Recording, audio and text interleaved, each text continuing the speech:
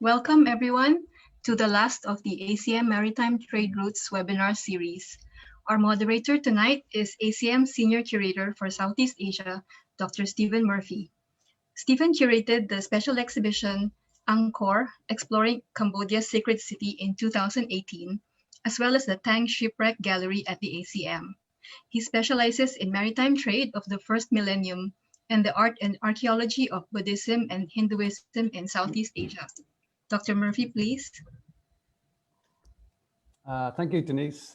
Thank you, everybody, for joining us tonight for what is the final lecture in this series of 5 lectures that we've had on maritime trade. And I'm really happy that we have John Guy with us tonight, and also Peter Lee. Also, that just to say thank you for everybody for tuning in over the past 5 sessions, or well, 5 including this one. And actually tonight, I think we've got the highest attendance to date on any of these webinars. So it's really great to see that I think the momentum has been built, and that there's still a lot of enthusiasm for this. I think it's maybe something to do with our double bill of John Guy and Peter Lee. So without any further ado, let me introduce the speaker, John Guy, and then Peter Lee, who will act as a respondent. John's talk tonight, Cloth for Spice and Spice for Cloth, Commodities and Stores of Value in India's Textile Trade East, a Global Perspective. I think many of you are no stranger to John. He is the curator of the Arts of South and Southeast Asia at the Metropolitan Museum in New York. He is also an elected fellow of the Society of Antiquarians, London, and of the American Academy of Arts and Sciences. He has participated in a number of archaeological excavations, including maritime sites in Southeast Asia. He also curated a very important exhibition in 2014 called Lost Kingdoms, Early Hindu-Buddhist Sculpture of Southeast Asia. And another one that's probably more pertinent to tonight, he was also a member of the Interwoven Globe exhibition that was at the Metropolitan Museum as well, that I'm sure some of you are familiar with. And even more excitingly, he is planning a new exhibition, again, at the Metropolitan Museum, which will be based on early Indian Buddhism. So do stay tuned and look out for that. Our respondent, of course, is Peter Lee, who's no stranger to us here in Singapore. He's an independent researcher and honorary curator of the NUS Baba House, which is a historical house museum managed by the National University of Singapore. Peter has worked on a number of very important exhibitions and publications with us here at the Asian Civilisations Museum, and more so at the Peranakan Museum, which of course he's one of the leading specialists worldwide in Peranakan art and culture. Some of the shows that you're probably most familiar with are Sarang Kabaya and the publication of the same name that came out in 2011. With the ACM, of course, he co-curated or guest curated Port Cities, Multicultural Emporiums of Asia, 1500 to 1900, and also contributed to that catalog. And more recently, he curated Amak Gambar, which again at the Peranakan Museum, and I think the catalog for that is coming out very soon. So again, no stranger, and I think he's an excellent choice of respondent tonight. So thank you, Peter, for accepting to do this. I think as many of us know, Peter as well is not just an expert, but in Indian trade cloth and textile in general, but also a collector of these items as well. So I think without further ado, John, I will hand the floor to you for tonight's lecture. Thank you.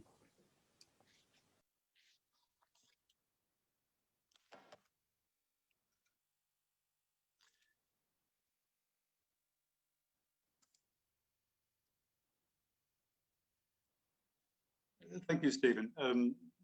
Should my image be showing on the screen at this point? Yes, so I think it's fine. We have the opening slide. So sure. Okay. Okay. Yeah. Fine. So let me proceed. welcome everybody, and thank you for the invitation to Kenny Ding and to Stephen Murphy for the invitation to speak at this series on maritime trade routes based at the ACM. My lecture this evening is titled Indian Textile Trade East, Commodities, Stores of Value, Gujarati Traders as Agents of Exchange.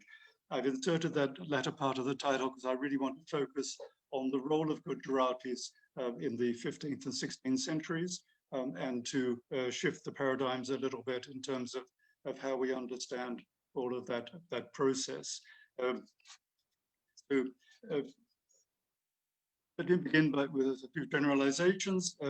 India has been, of course, the powerhouse of cotton production through at least the last 2,000 years of its history. Cotton textiles woven, painted, dyed by a variety of complex processes were to India what porcelain was to China, a commodity they excelled in, commanding global markets beyond rival. They also fiercely protected their technological advantage. China, the high-fired making of porcelaneous clay with vitrified glaze, and India, the mastery of complex dyeing processes that produced the finest and fastest colored cotton goods in the world.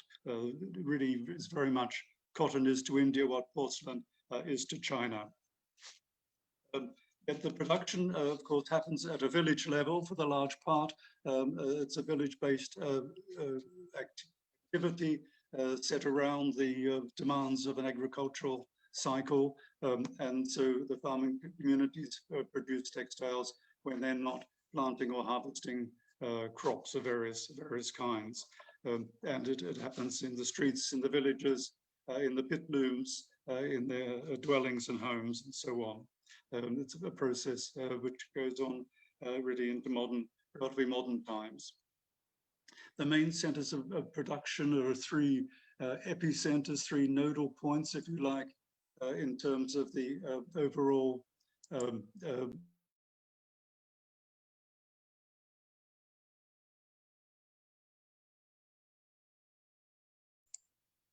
Am I being picked up now?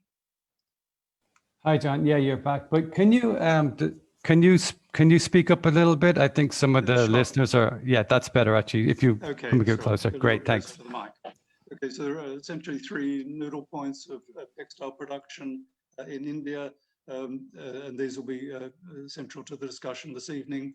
And the northwestern coast are centered around Gujarat. The port of Cambay is a key point, and a successor port in the 17th century, Surat, facing on the Arabian Sea.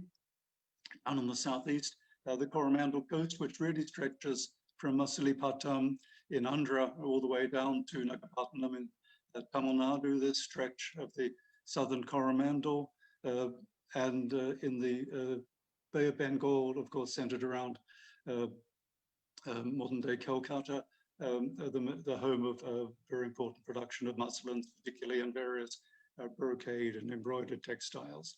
So these are the three historic production centers. The activity happened around the coasts, but the production, for the most part, happened in the hinterland, where fresh waters were available, cotton, dye stuffs, and so on. So all the necessary ingredients for fine textile production could be sourced in those hinterland areas.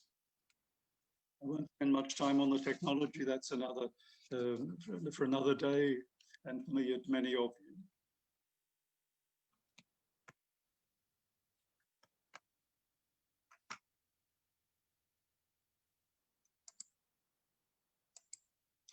you. Briefly, the block printing, which we'll see many examples of in a few moments. Okay, so the history of this textile trade is very much bound up with another parallel story, and the histories of these two activities become intertwined in a very significant way through the entire history, and that is the interdependence of production and marketing of textiles as commercial commodities, and the sourcing and distribution of spices. The Malabar coast, southwest India, of course, is the home of pepper, black pepper, which also was then introduced to other regions, including Sumatra and Western Indonesia. But this was a key commodity, of course, and it played a major part in stimulating the Indo-Roman trade via the Red Sea. And the other great source, of course, of the Moluccas, the sources of cloves and mace and these are the cinnamons. These are the great spice sources coming from Eastern Indonesia. It was the dynamic of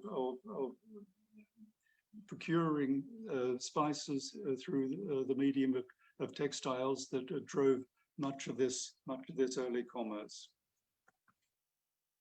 We know that there were significant settlements of Indian merchants in Southeast Asia from a relatively early time.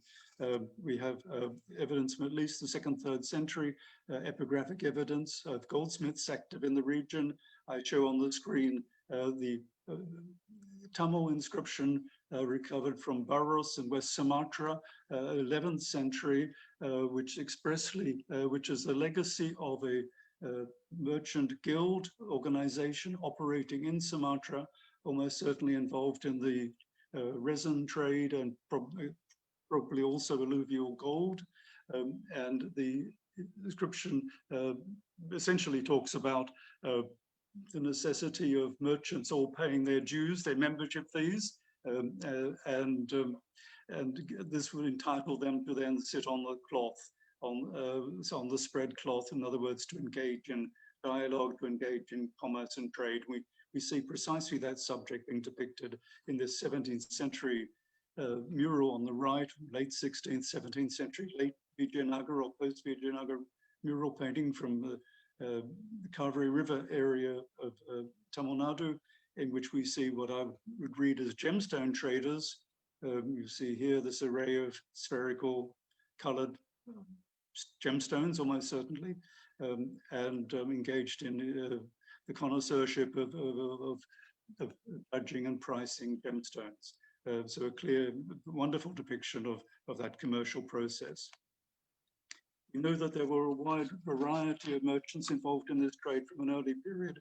Most of the discussion this evening is going to be on the Muslim traders operating out of Gujarat and their close links to the Arabian Peninsula.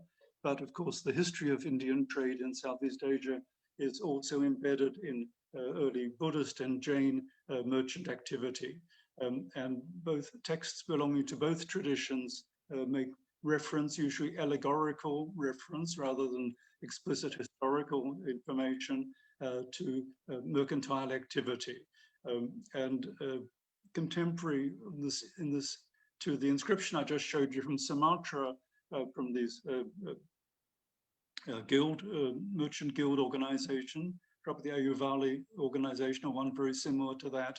It's this palm leaf manuscript, also 11th, early 12th century, part of Eastern India, Bengal, in other words, in which we see a clear depiction of the role of one of the past Buddhas, as probably the Dipankara Buddha, levitating over the stormy waves generated by the storm god Rahu, seen lower right here, and coming as a savior, as a protector of mariners in distress. So this is a classic representation of the interventionist role of past Buddhas and of course the rising role of bodhisattvas in protecting mariners. We see this in even at Ajanta, to give you a sense of how important this becomes as a theme in Buddhist art. Always moralizing, always narrative with a philosophical and moral underpinning, be it through the Jataka stories or the Abhidhanas. And here we see the story of the sandalwood merchant, Purna, who made his immense fortune in trading by his skills in judging the quality of sandalwood, which he sourced overseas. And we see him in a turbulent journey on board ship in Ajanta, a painting from the mid-5th century. Closer to home, you have from the Bujang Valley in Kedah in Malaysia, The Buddhagupta stele, also a slightly later date, again reinforces this picture of Buddha's participation in maritime trade. Although the references are often to the importance of sourcing of gold in Southeast Asia, the historic names for the region, of course, Savannah Bhumi, Savannah Pipa, lands or islands of gold. Nonetheless, textiles almost certainly were a major part of this commerce as well. What did it all look like in the first millennium? I think you can get a sense of the points of contact, the entrepôts. These are the places where goods changed hands. This photograph from the 1870s is of Jambi in Sumatra, but it could be almost anywhere. It could be southern Borneo, or anywhere in islands, Southeast Asia.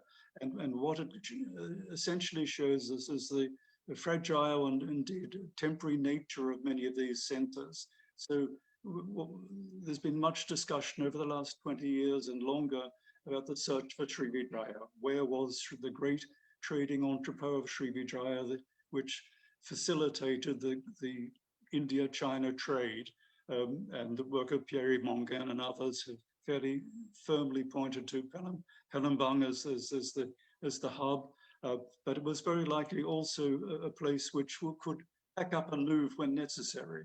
And so settlements like this, in times of danger, threat, pirates raiding upriver, or whatever, they could pack up and move inland to the interior, or move somewhere along the coast, and take their goods of value with them, which would include storage jars, and of course would include bundles of textiles, which are a very important store of value for communities in traditional Southeast Asia, both indigenous and imported. We have, of course, in the arrival of the Portuguese happening in the 15th century, and this is a very important moment, beginning of the 16th century, with Albuquerque conquering Malacca, conquering Goa in 1510, and within a year of that, striking out and seizing Malacca from the Sultan, and really as a foothold and a stepping stone. The Portuguese, like the Dutch, never really saw their fortunes being based in Southeast Asia. They had their eye on the fabled wealth of China. So when the Portuguese began building their chain of fortresses, which extended ultimately from Lisbon to Nagasaki, they envisaged this as a way to secure trade with the imagined wealth of China. So Malacca wasn't was a stepping stone in that process rather than the final destination. But what they discovered was something quite different. They discovered that Malacca, in fact, was a hub of great international exchange taking place, a gateway to trade across the whole region, and that the Portuguese and especially the Dutch, when they followed soon after, became clear to them that the wealth, the very profits of trade could be made, although they imagined that trading to Lisbon and to Amsterdam would be the source of their prosperity. Indeed, that was important. But even more so was the interregional trade within Asia. And they very quickly adapted and adopted their methods to mimic those of Asian traders. And much of this trade was dominated by Malays, and the long distance trade, particularly by Arab and Indian Muslim traders. We have, following along with the conquest of Malacca in 1511, we're rather fortunate that a pharmacist was part of the Albuquerque's forces, medical person, Tomé Perez, 1512 to 1515. He was based in Malacca and made excursions to other places, including Java, but was principally in Malacca. And his account of this, of the economics of the region are of unrivaled importance. Let me just read this quote from Perez. Cambay, the great port of Gujarat in Western India, chiefly stretches out her two arms. With her right, she reaches out towards Aden, the Arabian Peninsula, the other towards Malacca.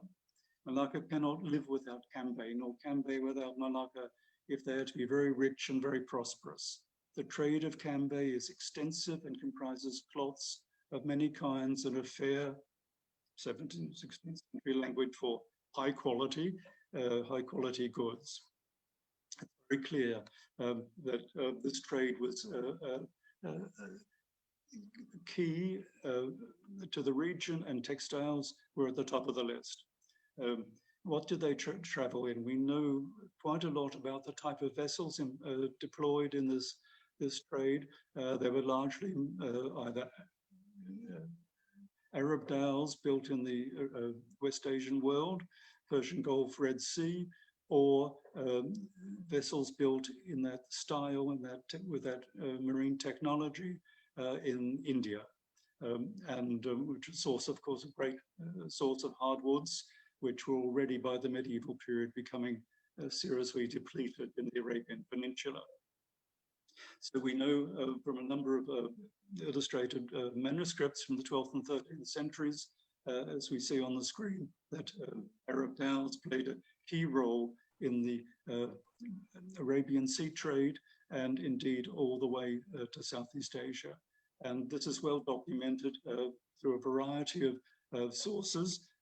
We have Duarte Barbosa, contemporary of Perez, who speaks of really almost the unimaginable wealth of many of these merchants, that they could single-handed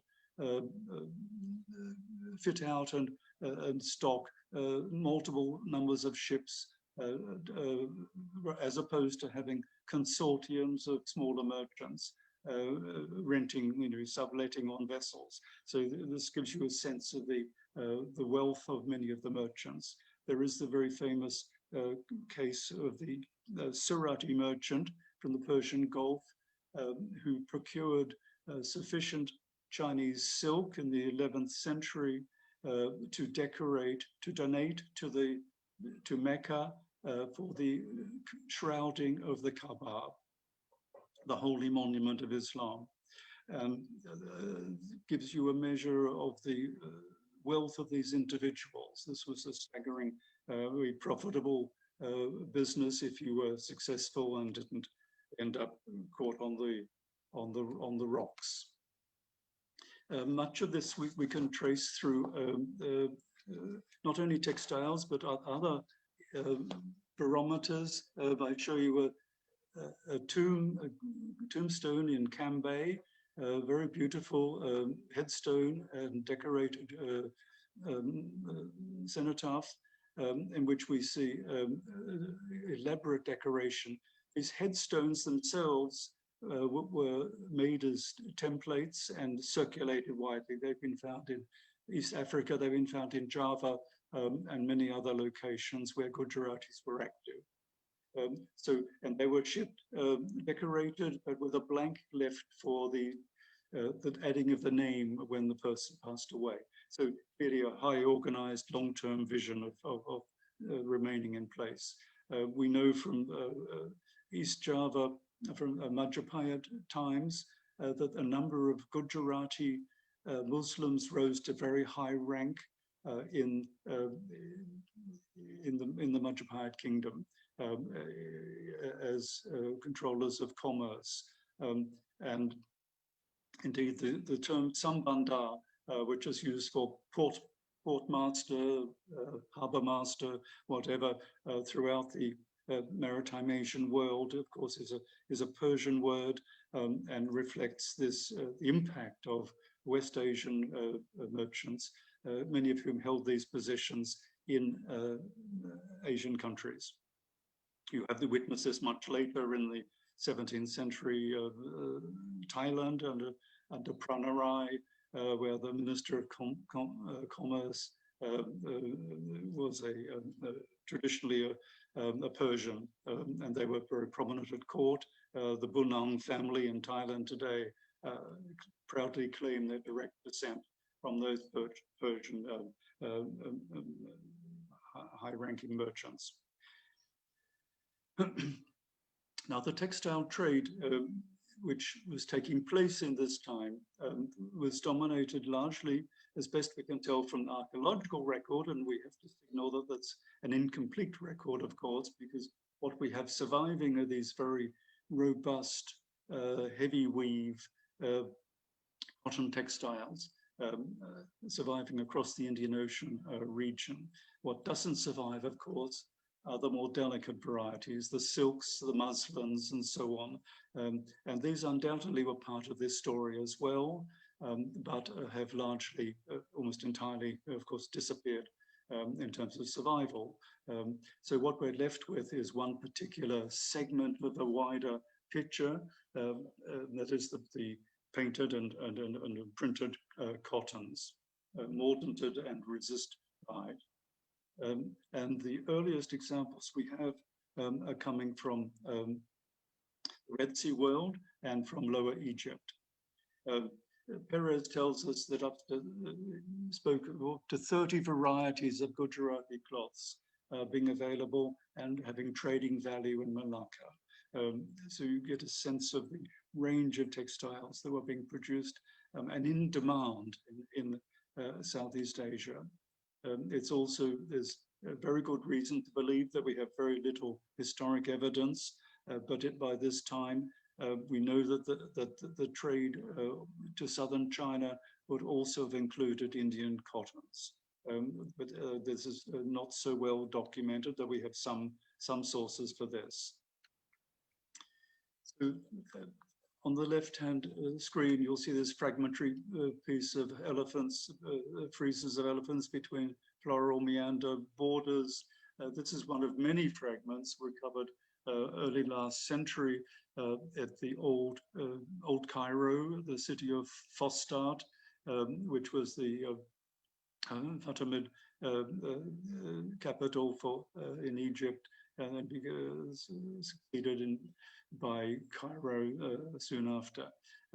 And many of these extraordinary fragments of textile, the one on the screen has been dated, radiocarbon dated, around the 10th century, and gives us, amongst the earliest we have of securely dated fragments. The trade is almost certainly much earlier. This is when the verified record begins.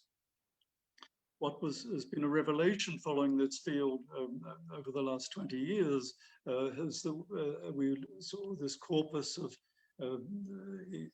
Lower Egypt and Red Sea sourced textile fragments being recovered, mostly it would seem used as burial shrouds and coming out of the dry sands of North Africa.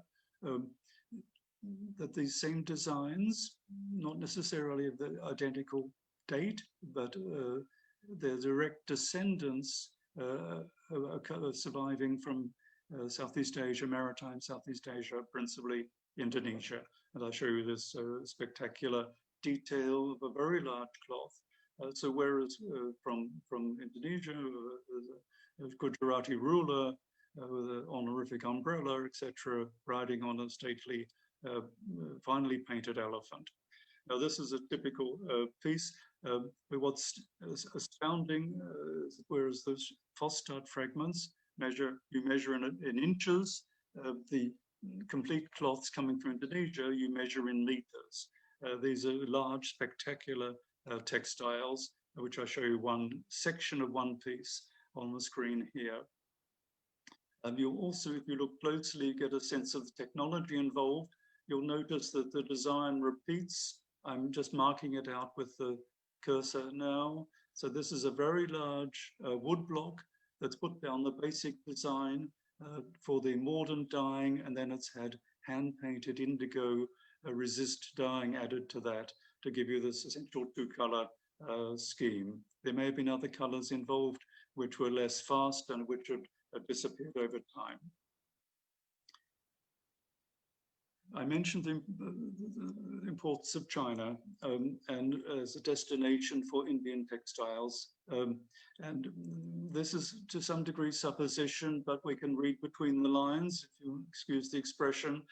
We have this very important source, almost a unique source from Zhuangzhou in the beginning of the 13th century, from Zhao Ruqua, who was a harbour master, essentially, government appointed to monitor, control and tax the coming and going of goods in Zhuangzhou and Fujian, which in this period was almost rivaled, if not surpassed, the Guangdong and its other major ports on the southern China coast. And according to Zhao Ruqua, India was not a single entity. He spoke of 4 kingdoms in India, one of which was the northwest Gujarati region and Cambay, and he gives very detailed information about the products. He speaks here of native products, the use of indigo, various dye stuffs which were circulating, and foreign cotton stuffs of every kind, important for the Arab trade. So this is a very, very important information. He didn't travel. This information is coming from mariners in Zhuangzhou who would have interrogated sailors and ship's captains to gather this commercial information. And if we look at the textiles, which we now know can be dated close to this period, probably to the 14th century at least, from the radiocarbon analysis that's been done, here we see precisely the sort of scenes that he refers to. He speaks about great processions and soldiers who belonging to the rulers of Gujarat. They're a favored subject on the textiles. If we refer to illustrated manuscripts from Gujarat, again, the stylization, the diadems, the physiognomy of the figures is broad-chested figures with these long flowing windswept scarves around their torsos. These fit beautifully with the depictions that appear in the textiles as well.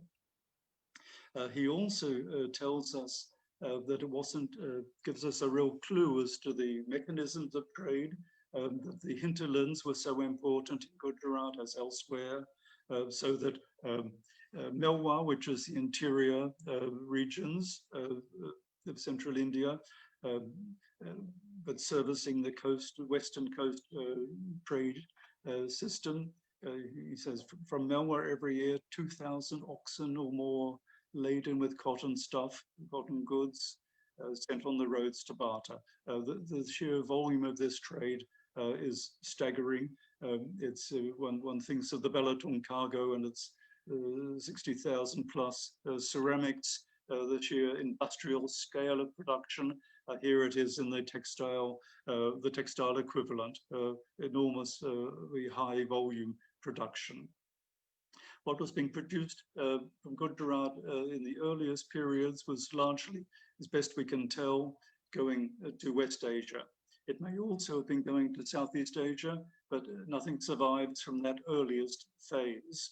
If we look at the early records, commercial documents preserved in the synagogue in Fostad, which have been studied so masterfully by Gotheim, they tell us that in the region, speak of many commodities being traded from India, but in textiles being paramount, but also mention the circulation of clove and mace, spices, which were only at that time being sourced from Eastern Indonesia, circulating in Palestine, Syria, in this Eastern Mediterranean world. So very clearly, these worlds were well connected, at least by the 10th, 11th century, from the data on which these documents survive. These are commercial contracts and invoices and promissory notes and so on. So almost certainly we can imagine that these Gujarati textiles were also going to Indonesia at this early period, but nothing survives from that time. The earliest radiocarbon dated examples we have to date, and this may change, of course, with ongoing research, is currently around the 14th and 15th centuries, with a little plus or minus error for radiocarbon dating. The typical designs on the screen, these are phosphate examples, another here. And here we see how the designs are well embedded in Western Indian temple architecture. This is the stepwell, the Queen's stepwell in Gujarat, near Patan, in which we see these range of beautiful relief designs, many of which you can see being echoed in the textile designs of the region as well. The stone relief work dates to the 11th century. So again, there are good reference points for this.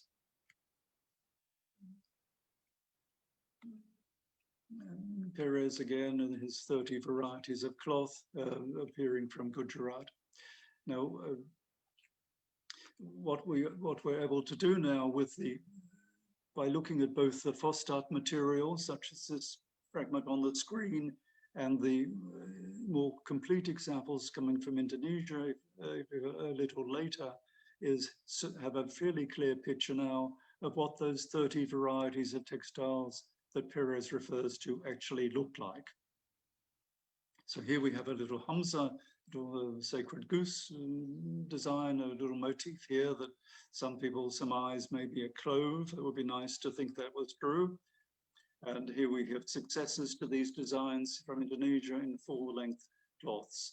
Most of these cloths are large, at least 3 meters in length and longer. In other words, they're rather too big for the most part to be worn. These are almost certainly display items rather than items of dress. We have information embedded in many of them. Here is one, the lower you'll see here, a chop appearing in the detail from that, a Persian seal on this, and referencing Surat, which is successor to Cambay. The Hamsa design, here's a successor design of the Hamsas become almost rather peacock-like in this example from Sumatra. The Gujaratis went everywhere. They established what they all go-downs and commercial hubs right across the maritime region. He lists from Bengal, Pegu, Siam, Padir, Kadar, all of which boasted Gujarati merchants. And as we know with the Chinese merchant diaspora, it's always wise to keep the business in the family. So brothers, cousins would be sent to these other places and would manage the family interests in these distant places, separated by the monsoon and long stretches of time. We come now to Malacca itself at the beginning of the 16th century, and we have descriptions of it from Mayuan, who accompanied the Cheng Ho's voyages, and he talks already of this Malacca being this small fortified settlement, really the successor to Srivijaya, with a bridge over the river, which still exists today, housing stalls with merchants selling goods, and go-downs along the waterfront. By the time this engraving is made in the later 17th century, it's been replaced by Dutch-style houses. But here we go-downs storing the goods of the various foreign merchants and communities. Perez tells us that there are several thousand Gujaratis resident in Malacca, along with merchants from Orissa, the Kalinga, what he refers to as the Kling merchants from the northern Coromandel as well. And this population was then greatly enhanced by the seasonal arrival of the Gujarati fleets. The Portuguese, when they first arrived in Aden, in the Yemen, they witnessed the assembly of the great Red Sea fleets, which were about to make their annual journey across the Arabian Sea to Western India, and noted several hundred ships amassed for that annual commercial pilgrimage. These are the cloths that we know from Indonesia, remarkable images, and showing various warrior scenes, the detail here again. And the upper right, the Fostart fragment seen here with this step design, one which we see perennially present in it, particularly South Indian textiles, and finding its successor in this example on the left and lower right, block printed with this border directly coming out of the tradition. There are, to quickly look at 2 or 3 categories of textile. One is the forested landscape, the Fostart example here, and on the next screen, the Indonesian sourced multi-meter long versions. We can, by analogy, not only with carbon dating, but through other visual sources, get some sense of date. On the left is a dated Jane Yatra painting, 1447, with the stylization of trees is very much in the same manner. Here you have the famous Vasanta Velasa, the celebration of joys of spring, painting from Priya Sakla on the left, mid-15th century, and again the stylization of trees and clouds and figure types we'll recognize from the textiles. Beautiful variation, distinguishing varieties of tree types and so on, foliage, fruit forms, mango here, and others. Large spectacular cloths. And many of them, something like this, you'll notice that it has a border on 3 sides. So this would have been double the size, 2 lengths joined longitudinally, producing a large, spectacular banner. This is not an item of dress. This would be a backdrop to enclose a ritual space, or to be hung banner-like in some socially important ceremony, life transition, whatever. You see the beauty of these cloths is really quite staggering. The border designs are ones we can pick up in other medium, which are quite securely dated in Indian architecture. The next figure type are the female figures, these ladies, courtesans, or regal ladies with attendants, whatever they may be. Earliest types from the 14th century seen on the right, and on the left a Fostart fragment of probably 10th to 12th century, something like this, of the pointed and stylized nose, these narrow projecting eyes. The stylization is already here. So large figurative types were in fact part of the Red Sea trade as well, although we only have these small fragmentary examples to witness this. This is the Vasanta Joy of Spring manuscript, or it's a long scroll, in fact, narrative scroll. The figure types here, very, very beautiful.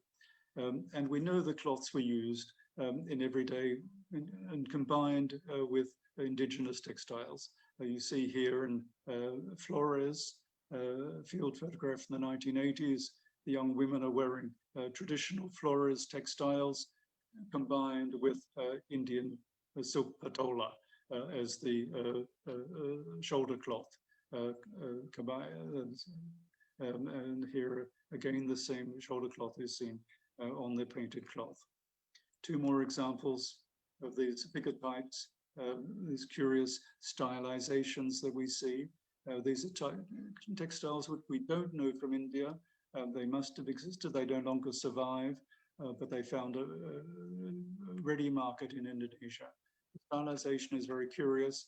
The nose, the projecting eye, directly relates to Jain manuscript painting, Hindu and Jain actually, a manuscript painting of the Sultanates periods in Western India.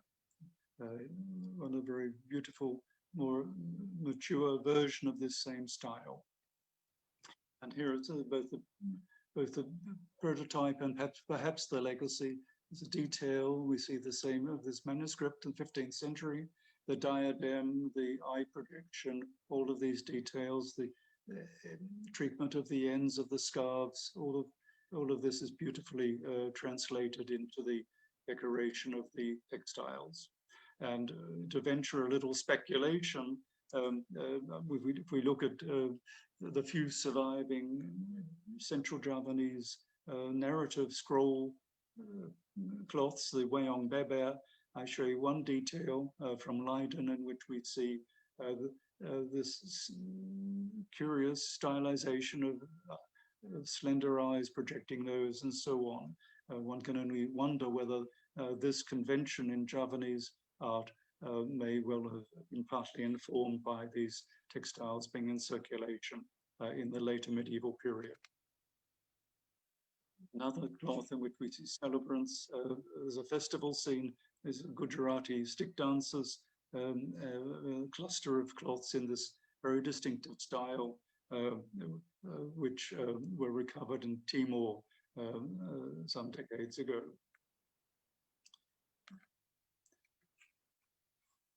Another of this type, and again, the border areas are as much of interest as the center field with their floral repeats and tumbal motifs.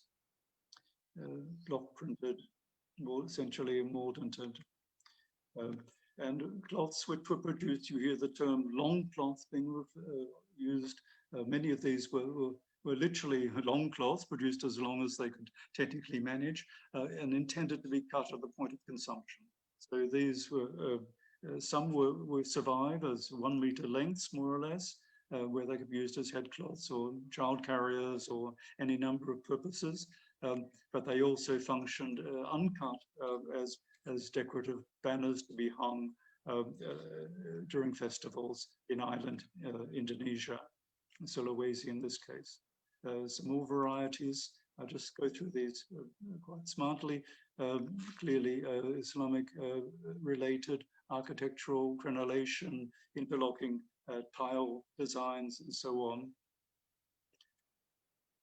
And parallels between painted cottons and block printed cottons and Gujarati silk patola, seen on the left, a late example, 19th, early 20th century from Java, recovered from Java, and on the right, the Indian trade cloth which mimics the design repertoire. And a very important subcategory, again, with related traditions in South India, the temple painting, temple banners, narrative temple banners of Andhra, of the Telugu and Tamil speaking regions, but no direct parallels. The Ramayana scenes where Ram and Ravana in the deadly battle depicted, these became enormously popular in Indonesia, particularly in Sulawesi. And of course, the very grand patolas that even the Dutch recognized were items which could be used as prestige gifts for rulers to buy favor in trade concessions and so on. And they attempt, the Dutch, the VOC explicitly tried to harbor and control of this particular class of textile, use as bartering tools in trade negotiations. And of course, it goes right down to the 20th century. The Javanese court, Surakarta, in which we see the crown prince and then in his family, and they've chosen to have a patola, prestigious textile, as the backdrop for their photograph in the 1920s. Bantan, West Java, very important in the 16th century, a great trading hub, and the international nature of the trade. Arab traders here, an Arab trader is contemplating what I would imagine would be a gold ring offered by this Javanese merchant, witnessed by the Chinese merchant. Sums up really the cosmopolitan nature of the trading centers at this time. The Arab traders continued to operate in southern India. Horse trading was important. particularly supplying military supplies for the Deccan, for the sultanates and for the Vijayanagar armies alike. The Portuguese presence produced its own legacy of textiles from the southern Coromandel. We see this remarkable legacy, this range of painted textiles which show the Portuguese wearing, clearly wearing the Indian textile garments tailored to their fashion. Young Pete Cohen, who's the first Director General of the VOC, stressed this relationship. Pete's goods from Gujarat being at the hub of this trade, and this quote gives a very clear sense in which, as he says at the end, one thing leads to another. The movement of goods within Asia as the future of the VOC. As opposed to supplying Amsterdam, which they did on occasions, and very successfully in the early period of their existence. But their primary commercial success lay in interregional trade within Asia, moving things from the Arabian world, from Hormuz in the Persian Gulf, all the way to Japan, with Batavia as their hub. The maps are important commercial intelligence key. De Graaf's map from the mid-17th century. And you'll notice the density of places that are mentioned all around the Indian coast. So these were both production centers for textiles and points of access to the hinterland. And then again, this cluster around the Malay Sumatran world, all the important centers known and recorded by the Dutch. So I want to conclude with a suite of paintings which were commissioned in 1619, almost exactly 100 years from the time that Tomé Perez was describing Malacca. And in that 100 years, great changes took place. And I want to witness that by looking at this painting, or a series of actually 20 panels that were produced as part of the beatification process of Francis Xavier, recording the miracles he performed in South India, Sri Lanka, the Malaccas, and so on, Japan. These paintings were produced at the request of the Jesuits for the chapel in São Roque in Lisbon. A local painter, Antonio Renulso, produced these paintings in the 1520s. The panels can still be seen today in the church there in Lisbon. But what's extraordinary is that he has not shown classical Oriental figures such as you will see in engravings of the 17th century, but figure types and dress which is very, very specific. And I would suggest that he had access to the actual, I have no doubt in my mind, he had access to actual textiles from South India in Goa, sent to him probably from Goa by the Jesuits in Lisbon, in his studio, and used those to inform these paintings. So just to take you quickly through a suite of these details, and they're self-explanatory. These are the textiles on the right have all been sourced in Indonesia and all essentially Coromandel, Southern Indian types, and some Gujarati. There's a mix. The designs are self-evident. We're short of time now, so I'll just go through these quite smartly. The design is very clear here. In this lungi the woman is wearing. This man's waistcloth, stepped square patterns, which we've seen already in early Fostad material, continuing right through uninterrupted into the 17th century. Roundel designs with strong indigo. This central woman next to the man in white, clearly of this type. Again, the Hamza indigo design, variations of the stepped square pattern, almost certainly a stepwell design, I would think. And the beautiful floral repeats that we see already reflected in details of Japanese Namban screens in the 17th century. Here, being worn as a lungi by this woman here.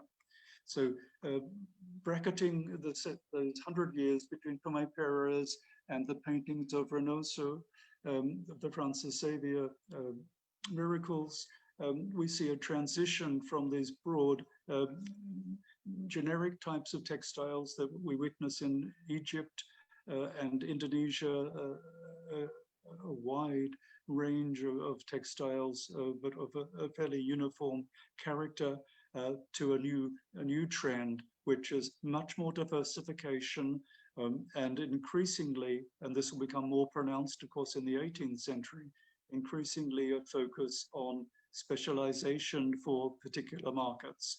And we have a range of sources through the 17th century that witness this trend to a very highly specialized market differentiation for the Asian textile trading diaspora. Thank you.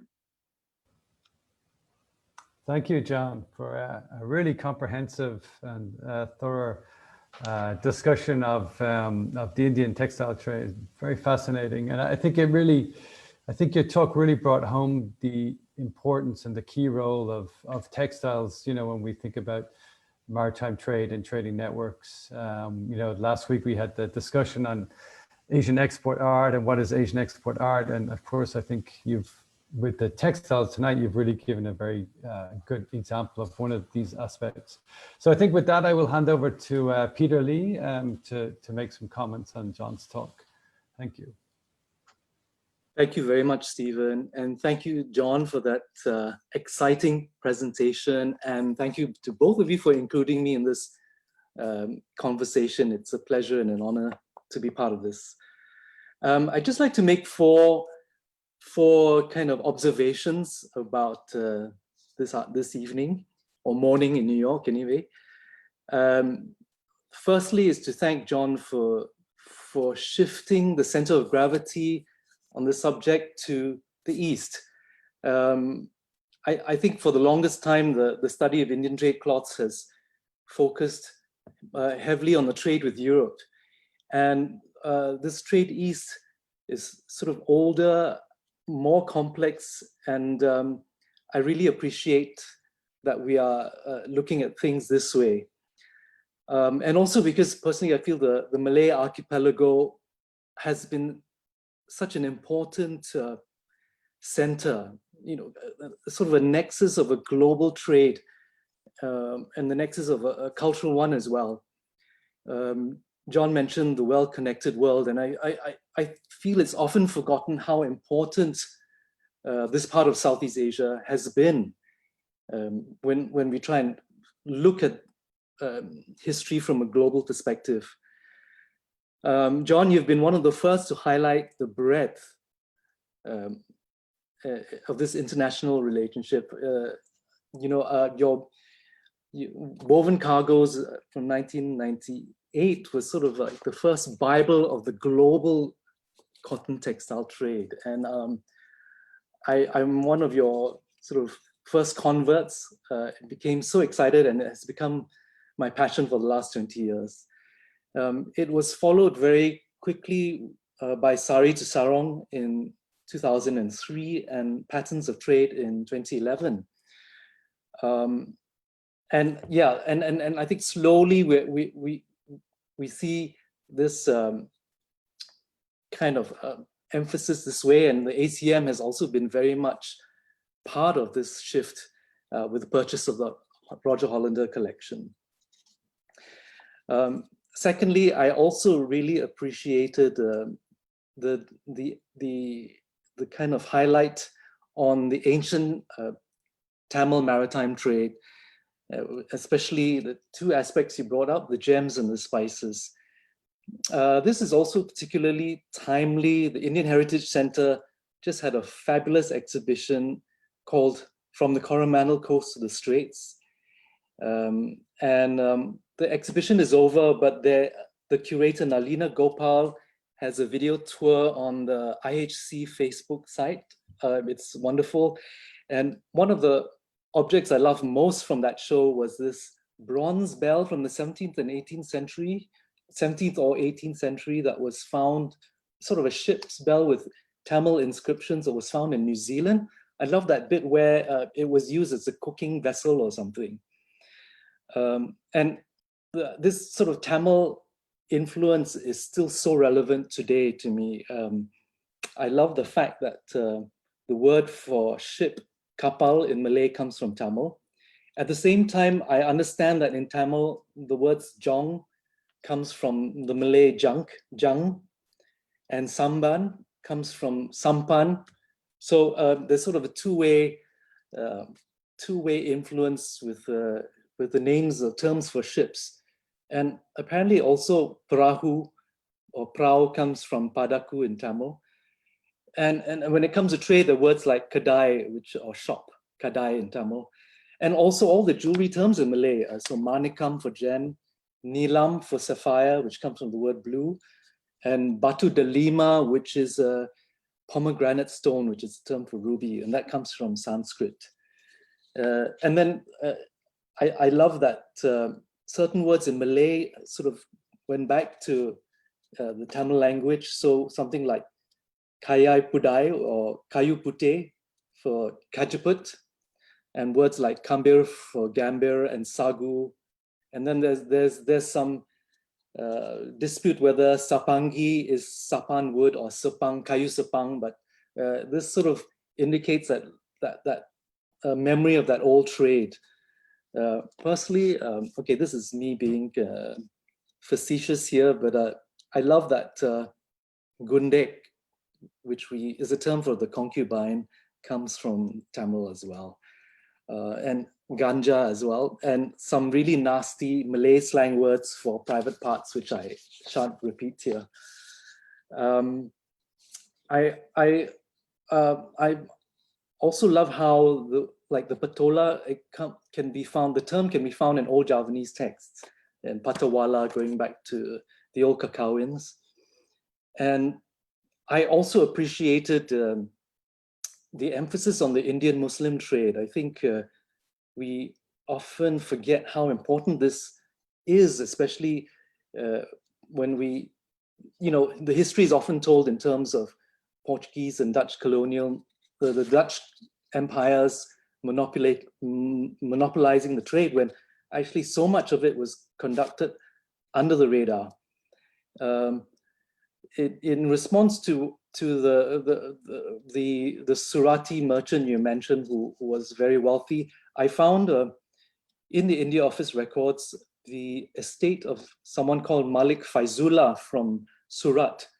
The inventory of his estate dated to 1789 can be found in the India Office records, and I transcribed it in my Sarang Kebaya appendix, the appendix to the Sarang Kebaya book that I did a couple of years back. I'm also fascinated by the theory that many Islamic terms in Malay actually come from Tamil, or the kind of Tamilized pronunciation of Islamic terms have entered the Malay language. And as well as Tamil writers like Abdullah bin Abdul Qadir, who was of Tamil descent, and Naruddin al-Raniri, who was from Gujarat and ended up in Aceh. And then finally, someone posted some comment in the Mark of Empire on YouTube anyway, someone who drew my attention to this festival in Orissa called the Bali Yatra, which is sort of this annual thing around the end of November, celebrating the merchant ships' journeys to Indonesia. I also, thirdly, really appreciated this close examination of the early textiles for the Nusantara. I think, we know from sculpture all these amazing textiles, patterns, and just sort of patterns on every surface, and how that is rooted in the, I suppose, Hindu idea of alamkara, just the kind of devotion and ornamentation, and how that kind of spreads all through Southeast Asia, and it's expressed in the textiles as well.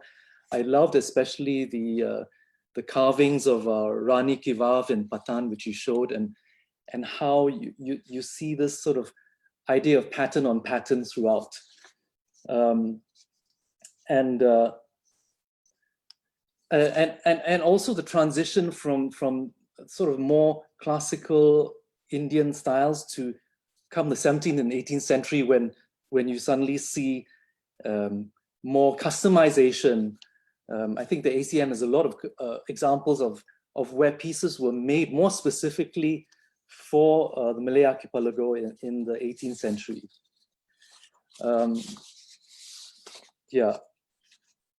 And lastly, you highlighted a valuable point about the cultural outcomes of this trade.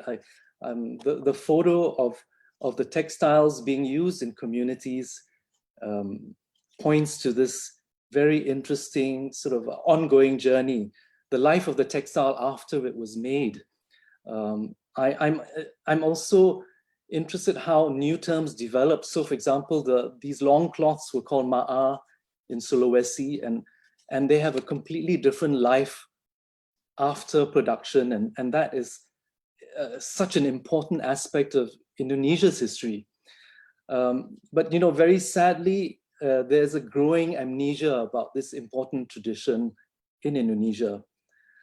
And also I think this is important because all this stuff that was made for export is virtually unknown in India, and very few examples. I think there are some collectors buying back these cloths to India, but it's quite an unknown subject.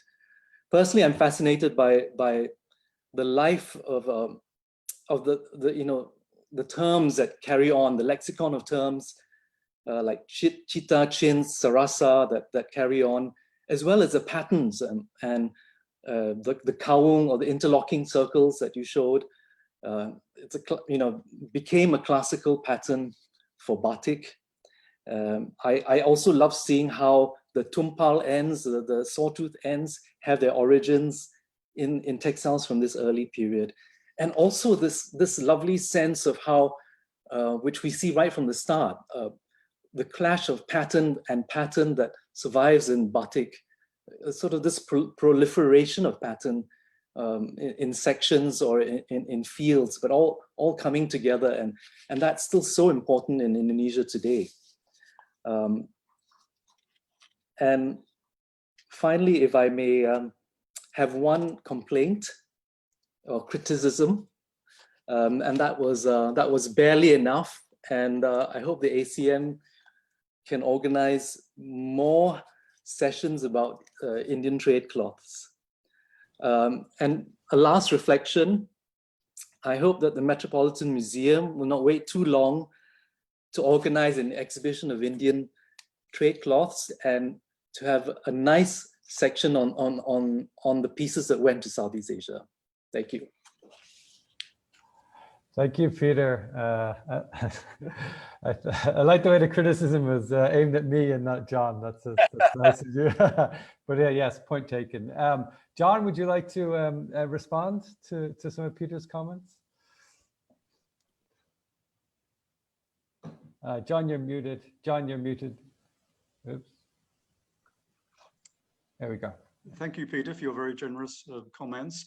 And thank you for picking up several of the key messages of the presentation. I think it is important to shift the paradigms a bit and to look at the indigenous trading systems as they existed, and which not only preceded the European intervention, but continued on into the European period. And the Europeans adapted themselves to that pre-existing system rather than imposing their own, not without attempting to do the latter, but not successfully. They very quickly worked out that it worked best if they did it the Asian way. And that's not a widely reflected view, but I think it's a very fundamental one to understanding the dynamics of what drove this extraordinary story of textile exchange. Yes, Peter also highlighted something I probably glossed over in trying to fit so much into a short time, was that the Muslim traders of India were not exclusively from Gujarat. There are also significant Muslim Tamil communities active in the maritime trade, and these are, as he rightly points out, well documented from the early modern period. So that's an important qualification. We also there are so many signposts and directions one could go in a presentation like this. You have from the Malabar coast in the southwest, the extraordinary 11th century copper plate inscriptions recording a commercial exchange at Kollam, which are trilingual. And they're in a local variation of Tamil, and they're in Arabic, and they're in Hebrew, indicating the three principal Arabian Sea merchant communities were involved in a contract agreement in the 11th century down near Cochin, this region. So the complexity of this is remarkable, and we're continually, year by year, finding new things. The Panomsa in the shipwreck from the Gulf of Thailand that was only found 4 or 5 years ago, is still being worked on, has thrown up for us the first Pallavi inscription. This is the language used. It's essentially a Sasanian, the language, Middle Iranian Sasanian language, which continued on beyond the Sasanian period amongst the mercantile communities of southeast Iran. And of course, there's the descendants in part represent the Parsi communities of Bombay and so on in modern times. So finding a Pallavi inscription, of which a handful have been found in China, the first one in Southeast Asia, again, underscores the longevity of this exchange and the cultural complexity of it all. Thanks. And I think also Peter very rightly pointed out the importance of the way in which textiles like the big long cloths have found their way to Sulawesi, became termed Ma cloths, how these were appropriated and redefined, acculturated, so that they were given different sets of meanings than those of the maker. The consumer repurposed them for their own cultural purposes. And so this process of appropriation and redefinition of textiles at the point of consumption is very, very interesting, and plugs into a whole sociological study. I think that's about it. Great. Thank you, Peter. Thank you, Stephen. thank you, John. Thank you, Peter. Peter, if you've no other comments, I'll take some of the questions that have come up from the audience, if that's okay for you both. Happy to field a few. Yeah, great. Yeah, I'm conscious of time. We've got about 10 minutes, so let's try and 10-15 minutes. One quite straightforward one, John. 1010 asks, if the large textiles with stylized foliage were also made using wood blocks, and if so, when did the block printing of textiles first emerge? And when did it become widely used in Gujarat? Okay, that's a very interesting question. The technology is there from the earliest record we have. Which is not to say it's there from the beginning of the tradition. We don't know, because we don't have the surviving textiles.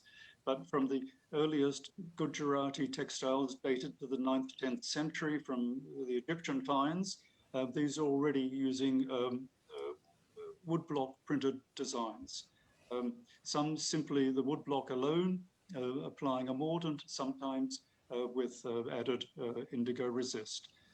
So it's there from the beginning, and continues on. And then what you find, of course, is a parallel tradition producing a much more expensive commodity, the hand painted, using the kalam, analogous to batik technology. And so but this is a much more expensive process.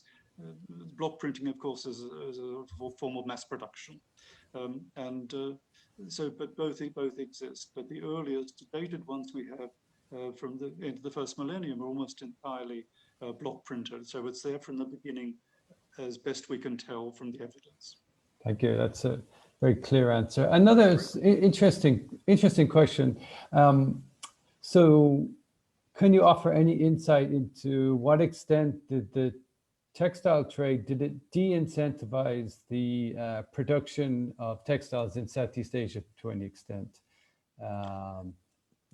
I sort of missed the beginning of that, Stephen. Sorry. So with this textile trade taking place between India and Southeast Asia, did that then cause a drop off in the production of textile in Southeast Asia itself? That's a very interesting question. Did the large volume import of Indian cloths impede local traditions or local production? Yeah, exactly. If we're talking about ceramics, one could argue yes. Chinese porcelains were so, and Vietnamese ceramics and so on, were so technically superior to anything produced locally that local industries never really got off the ground. I don't think that's true for textiles. There's always been a strong indigenous tradition. It reflects the history of the Southeast Asian textiles, reflects the impact of the imported traditions. The designs are absorbed, integrated, no doubt redefined. So they mirror this conversation that's taking place culturally between the imported exotic objects and the indigenous ones. But people needed to have fabrics for dress and for comfort. And so this was always the case. So whether at various points when the fact is we don't really have a lot of data, to underscore this before the 19th century. But from Raffles' time onwards, then we do have a little clearer picture, and the flooding of 19th century Coromandel cottons into the Southeast Asian market, that may well have slowed down some of the production of indigenous ones, but not stifled it. Just a question of the percentage balance of the two, and then that's a different story from the ceramic impact. So, but the data is, we really lack the data. We have little pockets of information from the VOC records. They housed at Batavia at their peak, an inventory of close on 1 million items, staggering numbers, which were then, sold, subcontracted out, given as gifts of favor, auctioned off. The lesser things, damaged, soiled goods damaged in transit, auctioned off in bulk sales to Chinese merchants and for peddler sale. There's a whole mix of things going on. That's it really. Thanks. Okay, let's just take one or two more. Another interesting question, somewhat related. So have Gujarati textiles, have they been influenced by the skill of batik in Indonesia, such as wax, resist dyeing? So essentially, are any influences going back the other direction from Southeast Asia to Gujarat? It's a very interesting question, and it's one that's been around for a very long time. Is batik, the Malay world batik, really, generate these other traditions? The issue is that it goes back so far in time that we run out of evidence. So you can look at it from either perspective and make a case, but we have no way of really making a definitive statement about this. We're left in limbo, not really being able to answer it. Was there a dialogue between the traditions? Yes, that we can pick up in the later historic early modern period. But in terms of where it all started, we can't really come to any serious conclusions, I think, about that. Thanks. I think at this point, Peter, have you any maybe last comments or observations you'd like to make on this topic? If not, we'll maybe bring it to a close. Yeah, no, I'm good. Okay, yeah, there is a few more questions, but I'm conscious of time, so I think on that note we'll bring it to an end. I'd like to thank both of the speakers, both John and Peter. I think Peter is sort of, and John as well, but Peter in his responses has made me think as well that I've missed one topic, which of course is language and the movement of language in relation to trade across the maritime world. Peter, you used a number of very interesting examples. So maybe that's something for a future webinar on sort of languages of trade. But on that note, I would just like to, of course, thank John Guy again tonight for a really wonderful, a very well received presentation, really comprehensive overview of Indian textiles. And to Peter, as always, it's always a pleasure to have you here with us at ACM. So thank you again. Yeah, and just to the audience, for everybody who's stuck with us and all of your excellent comments and questions. Sorry we didn't get to answer them all tonight. I know there was a few technical difficulties earlier on with sound and slides, so apologies for that. I hope it all worked out in the end. But yeah, on that note, I would just like to say good night to everybody. Thank you once again, and have a good evening. Great. Okay, thank you. Thank you, John. Bye. Thank you, Peter. Thank you. Bye. Thanks, Stephen. Thanks, Peter. Thanks. Oh yes, so please fill in the survey form if you're still online. Please have a look at. You can scan this barcode. The feedback is really helpful to us, so we will plan for another one of these webinar series sometime in the new year. So thank you.